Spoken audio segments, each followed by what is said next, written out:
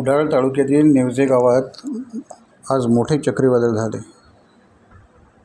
अचानक झालेल्या या चक्रीवादळाने लोक भयभीत झाले।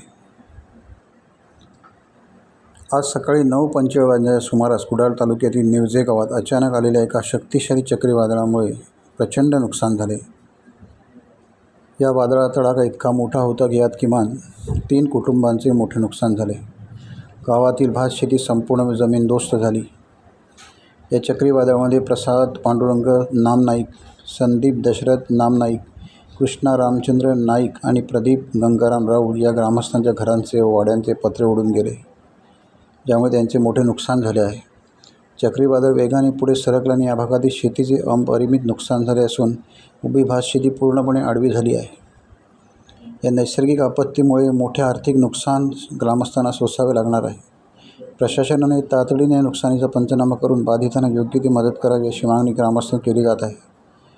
अचानक आलेल्या या वादळामुळे नेवजे गावासह माणगाव खोऱ्यातील भीतीचे वातावरण निर्माण झाले आहे।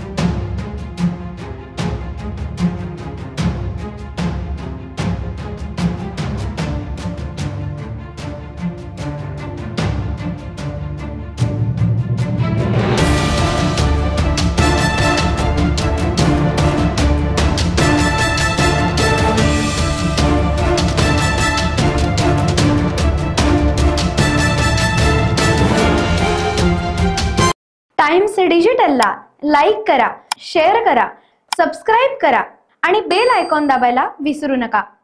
Times digital.